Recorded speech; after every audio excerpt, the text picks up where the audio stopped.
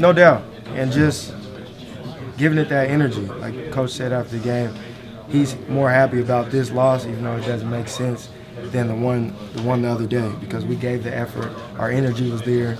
We played pretty good defense the whole game. It's just offensive end, we just didn't hit the shots that we usually make.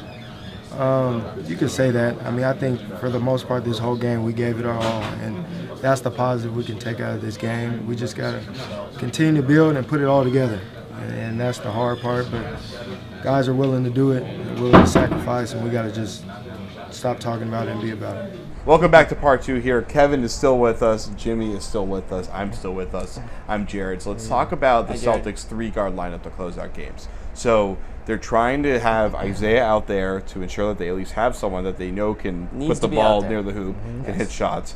Marcus, because Marcus is important defensively, and he can be a bit of a creator offensively. Not as good as in the preseason against the Knicks and the Sixers. Who could have seen that coming? But he's still effective somewhat, and he did score well tonight. And then Avery Bradley, who's shown an ability to be more of an off-ball shooter this year. But like everyone on this team, they're just not hitting their shots right now, especially the deep shots. But Kevin, is that they have Sullinger and Amir Johnson out there for the most part as bigs alongside that 3-guard lineup. Evan Turner is getting a lot of minutes too. Does that 3-guard lineup work right now in fourth quarters? I mean, tonight it was a mixed bag. The Spurs scored over 30 points tonight in the fourth quarter. But at the same time, Brad went with what he felt was going to get the offense going, and it did work on the offensive end of the floor. Bradley was hitting shots. He had that monster dunk. Smart hit a big 3. Isaiah Thomas started to finally get going on offense. But the problem is that Kawhi Leonard has a huge size advantage over whoever defends him, whether it's Marcus Smart or Bradley on a switch. And that can be a problem, especially against a team like the Spurs. But really, when Aldridge hit 3 shots in a row over Sullinger, that was one of the biggest mismatches of the game, because Sullinger is not as tall as Aldridge, he's not as long as Aldridge, and he's not as good of a defender as Aldridge is a scorer. Although, the thing is, Sullinger so far has been their best on-ball post defender in the first 3 games. And, saying a lot. And I mean, Amir would have better length to guard someone like Aldridge, but Sullinger's been able to kind of take the pounding whenever a guy tries to back him down, and he usually is able to at least maintain a reach as they take their shot, but Sullinger can't really get off the ground, so Aldridge, a guy like him who's an elite turnaround jump shooter, it's pretty easy for him to get a shot off. Yeah, and I think the reason, defensively, I think I'd rather have Amir Johnson on Aldridge in that situation, but they needed offense too, and you can't. And although, listen, Johnson is stretching out the floor, but he's like that spot-up type shooter where it almost takes him like 5 seconds to get the shot off. I mean, he's gonna need to get that release. That's gonna have to change. I don't think that's changing. He's been in the league for a decade now. That's not. But really he hasn't changing. been taking 3-point shots That's for a decade. true. So if he's gonna incorporate that into his game, he's got to release that sooner, or he's gonna start getting blocked. But I think that's why you're seeing Sully guarding a guy like Aldridge, because they need him on the court for the offense. And I think that's why there's going to be a little bit of a problem with the 3-guard lineup, because you've got 3 guards for 2 spots, or you're just really small. And on a night where you kind of saw like Aldridge was out there, and they were mismatched. They were mismatched down low, in the paint, and those guards. I like Smart at the end of games because he's kind of like a playmaker type. He's got that sort of clutch feel to him. He makes something out of nothing. On both ends, right? Yeah, on both ends. And I like Bradley in the game too, because he's a good on-ball defender, and if he's going to start being more aggressive, then he needs to be in there. But you need Isaiah Thomas in there because he's your best player, he's your best scorer. So it really is going to depend. It's a game-by-game basis. We can break down every single game, but I think every time we're going to be saying something different based on the matchups. And the big thing though is that the matchup with LaMarcus, there's only so much you can do there about a 7-footer that can turn around from 20 feet.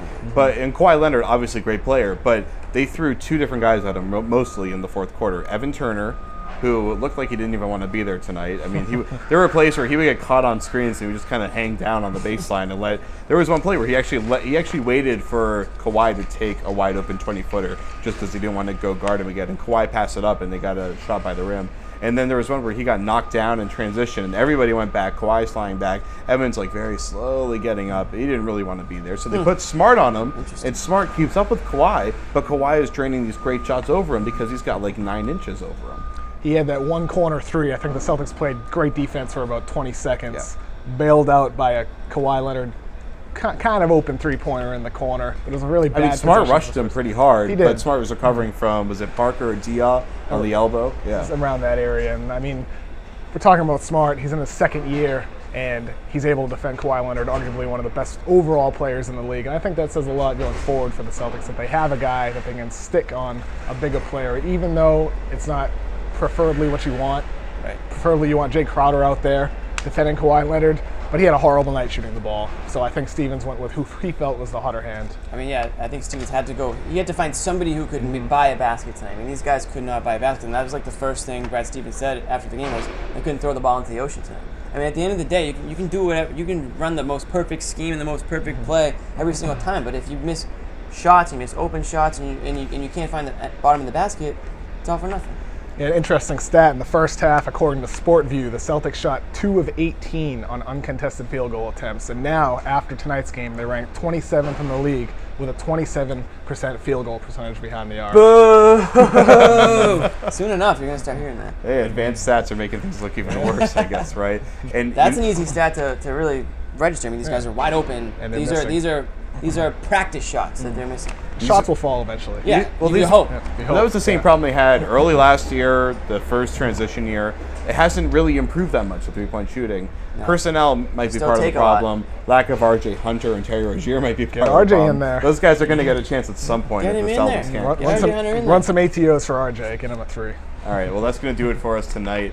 We will see you again for next Friday's game against Washington. For Ooh, Kevin pretty good O'Connor and Jimmy Toscano, my name is Jared Weiss. Let's talk to LaMarcus Aldridge as we sign off here on the Garden Report.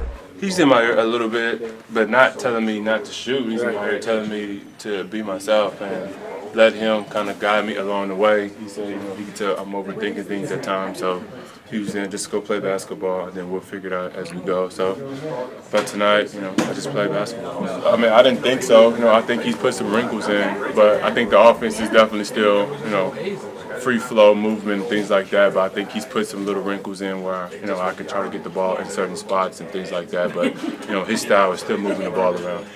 When the fourth quarter, he had those 3 shots in a row from the left baseline. Were those plays that were kind of called out for you to just go to work on the high block?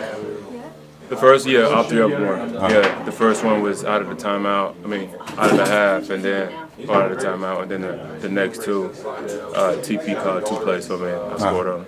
So you're still getting the freedom to kind of go to work on a one-on-one post situation. No, fadeaways. They've given me the freedom, since day one. It was just me trying to figure out, how to use my freedom and, still stay in the whole realm of the offense.